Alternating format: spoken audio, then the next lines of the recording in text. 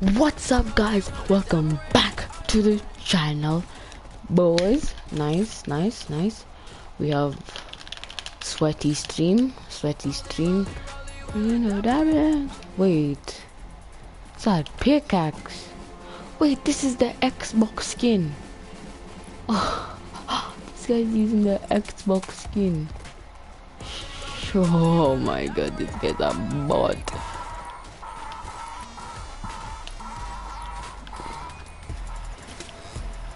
I have it.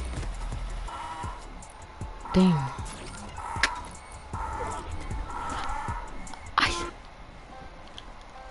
Okay, now box up. Show you guys my edits. Chill.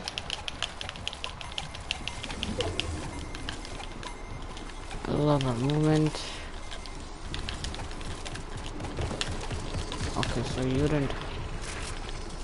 Boom tracking. 100%. Please, no way. I can't even edit out. I'm so free cast like that. I mean, this is honestly the best way. I just honed myself. Oh my god.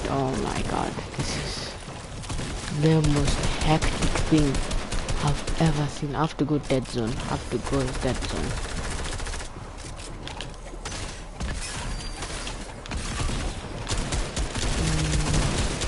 Oh my Jesus Christ! Have to crank up. Oh my god. Oh Jesus Christ. Oh my god.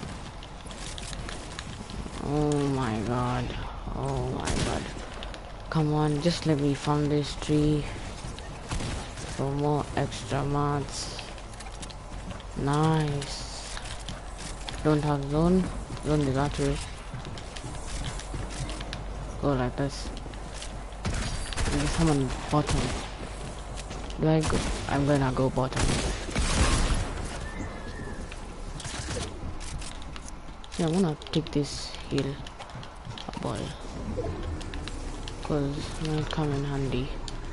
Ah, you never know. I'm probably gonna die. I'm gonna die here. No, you wilder. Will surrender themselves to the Thai police as soon as they cross the border into Thailand. The journey from China to Thailand isn't straightforward though. It's fraught with peril and uncertainty, and at any moment you can be caught by police who frequently stop buses and trains to check passports and identification. If they question you, your lack of Chinese or your heavy North Korean accent would give it away. Now, if you make it to the southern border, you have to go through Laos to get to Thailand. Laos, similar to China, isn't friendly to defectors, so it's too risky to cross near the border checkpoint. Instead, you have to detour through the Laotian jungle and mountainous terrain. If you're able to make it across Laos, well, you're almost there. The Mekong River is the final obstacle, and crossing that border, you've now made it to the relative safety of Thailand. The South Korean embassy should take care of the rest.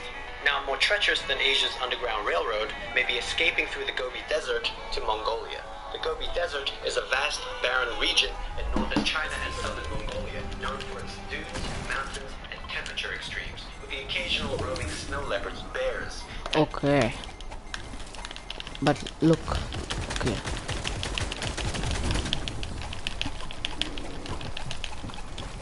Okay, my edit wasn't that fast. Whoa. I feel like something like mine was broken. I'm gonna just do a little bit now to see if I had one of those. I just kill people who die close to me. I mean, who get killed close to me. Okay, so you have that. Oh my god, this is hectic. Whoever is viewing this, wow. Wait. I need to.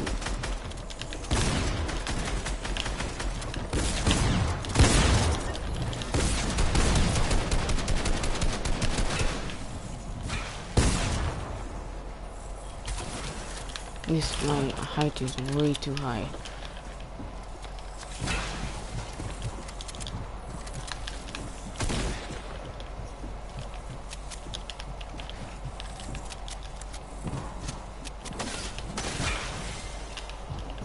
Chill. I need to dig. Chill.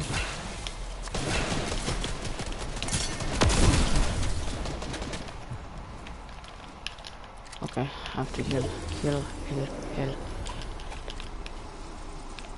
This is the worst. What? Oh, Jesus Christ. And wolves, not a place you want to cross. Despite this, the appeal of a much shorter journey to Mongolia makes it a legitimate option. Also, Mongolia, unlike some other Asian countries, has shown to be sympathetic towards North Korean refugees, often sending them straight to South Korea with minimal bureaucratic assistance. Over the years, however, tightened border control has made traveling the Gobi Desert route less common. So far, we've only talked about resettlement in South Korea, but defectors can also seek asylum in West. Huh? Huh?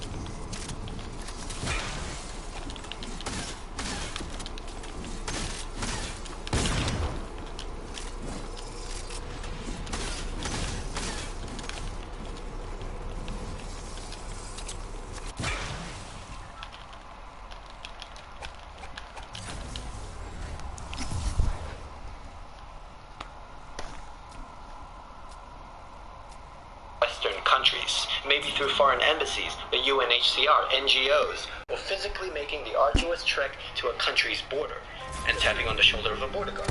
There are several reasons why a North Korean would choose a Western country over the guaranteed security of South Korea. It could be related to discrimination, life opportunities, or friends and family, just to name a few. There have actually been people from other countries who have pretended to be North Korean defectors in order to gain refugee status. So the vetting process is very strict. Sometimes a genuine North Korean defector will be wrongly accused of being a forced South Korean back to the country they think he's from. And if that country is China, well, that's just cool. As of now, there's somewhere between 1,000 to 2,000 North Korean refugees. Finland, France, Germany, Luxembourg, Netherlands, Norway, Sweden, and the UK are all reported to have small North Korean communities. The largest in Europe is in southwest London, with approximately 700 defectors. It should be noted that Great Britain has accepted more North Koreans than almost any other country and provided them with homes, financial support, or social benefits. Trying to seek asylum in the US is always an interesting dynamic, as North Koreans are taught to regard the American imperialists as evil from a young age. They're North Korea's greatest enemy, after all. Even though defectors are likely to harbor ill will towards their own government, it's hard to escape their propaganda that they've been exposed to all their lives. As such, many would rather seek asylum elsewhere. But then there are those who realize that if America is supposed to be the great enemy of the regime that they're escaping from, then they're probably safe there. There's one catch though. The processing time for the application can take up to several years, and with no stability, anything can happen during that time. One particular defector revealed he had made his way through Asia's Underground Railroad to Thailand, but when he found out the wait time could be years, He decided to hop on a boat to Argentina, trek through the South American terrain, then cross the Mexican border with a bunch of Mexicans. Today, he is a US citizen. We don't have to illegally cross any borders for this next one. North Korea is notoriously known for its labor camps, where people live under insanely harsh working conditions. But it's not just within their own country that this happens. North Korea outsources its labor force to several other countries, including Poland and Russia. Russia has the largest North Korean workforce outside the DPRK when it comes to labor camps. People who are chosen to work in these camps, usually logging camps, live and work in remote regions of Russia's Far East. Squalid living quarters, inedible food, insane work hours, ridiculously minimal pay, often withheld pay, and fixed 10-year contracts are the norm in this wintry hellhole. Despite this, many North Koreans fight tooth and nail to be the ones selected to work overseas, to work as essentially slave laborers. This is because working in Russia, even under these conditions, can seem favorable to the misery back home. But there's another reason why. No heavily guarded borders, no landmines, you just have to escape from the labor camp. Of course, if it were that easy, we'd have a lot more defectors in the world. In order to qualify for these Siberian labor camps, you have to go through an extreme vetting process by the government. You have to be in good physical condition, you have to have a history of towing the party line, and this one's a biggie, you have to be married with children. Why? Hostages. If you escape, your wife and kids will suffer the consequences. You can imagine this is enough to keep most workers in line, but it's not foolproof. If you're able to trick party officials into the job and are able to later smuggle your family out of North Korea, you might have a chance. Of course, you can always circumvent that last part by ditching your family together. And sadly, this happens too often. To even put people in this situation is infuriating for many of us watching. But when you find out almost all the money that these workers earn gets sent back to Pyongyang,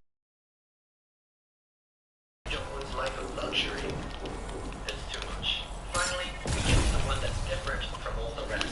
The last six were mainly directed towards North Koreans who were poor or had little to no social privileges. It's a completely different dynamic when it comes to the North Korean elite. They have security and stability, so defections are comparatively rare, military or state entities abroad, and are therefore more likely to have unfiltered exposure to other cultures and their media.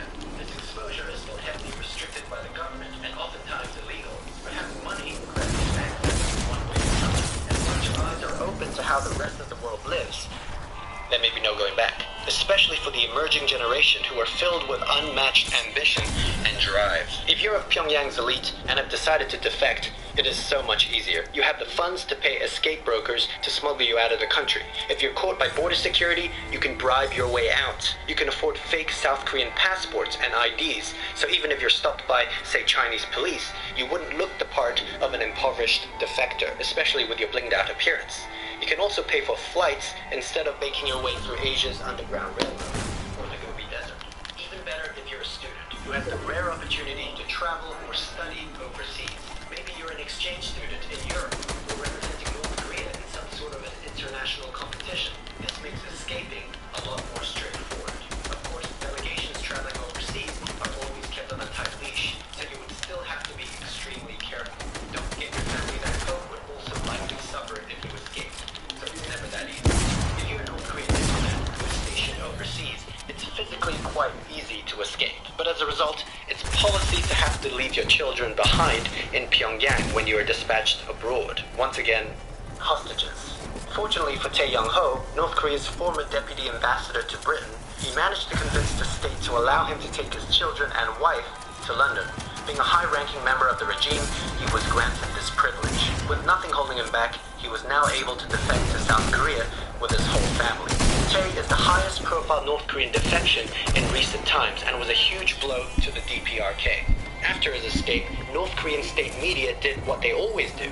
In an attempt to save face, and after denouncing him as human scum, they accused him of embezzling state funds, spying for money, and of course, raping a child. Tae has now dedicated his life to taking down Kim Jong-un and the North Korean regime. And this is really the only way to truly make your escape from North Korea, taking down the regime. As no matter what route you took or where you ended up, the North Korean government will always try and hunt you down, especially if you're an outspoken critic or a perceived threat to Kim Jong-un's power. This video is made possible by Dashlane. Download Dashlane for free if you never want to lose another package. Again, link in the description. Tokyo, December 10th, 1968. It was pouring rain. The bank manager at the Nippon Trust Bank was on edge. Someone had threatened his life and those around him over the past few months. Just 4 days prior, a letter, one of recent many, was sent to his personal residence demanding 300 million yen or his house would be blown up with dynamite. The letter was made up of characters cut out and pasted from movie magazines. Police were notified, and indeed they kept a close eye on the bank and his home. So, this did not ease the mind of the bank manager, who shared his concerns with his branch employees. Now, of course, this is Japan, and work, the show must go on. With this in mind, the bank manager went to talk with his union, sending one of his employees to the nearby Toshiba factory to make a scheduled drop. So off they went, taking the company car. But not long after leaving the bank, the four heard police sirens approaching. At that very moment, they happened to be next to a prison of all places. A police officer reached to a halt in front of the car and frantically got off his motorcycle to warn them. The branch manager's phone had just been blown up. People were just sound presumably worse. Despite police monitoring the location, the perpetrator was still able to carry out his threat. But it wasn't over. Additional threats were made. The bank in particular was now a target, and branch employees were at risk, especially those who had left the bank earlier to carry out bank duties in clearly marked company cars. Their car needed to be searched. The officer looked up underneath to check the car's spine.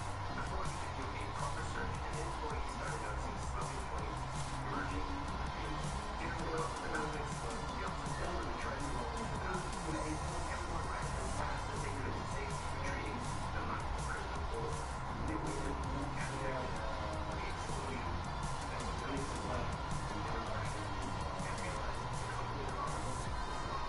The police officer was gone, and even the car safely and empty. They called the Nippon Trust Bank to find out what was going on. To their relief, the bank manager answered. He was alive and well. In fact, everything was fine there. The bank manager's home was never blown up. As the adrenaline wore off, it finally dawned on them what had happened. This was the moment the perpetrator had been setting up the past few months. Disguised as a police officer, he had now gone away with what was to be the bonus payment of 523 Toshiba employees. The stolen amount totaled 300 million yen or $6 million. The exact amount he had asked for. On the ground, they found various items left behind, including a warning flag. In Japanese history, there was no loss of life, no blood spilled,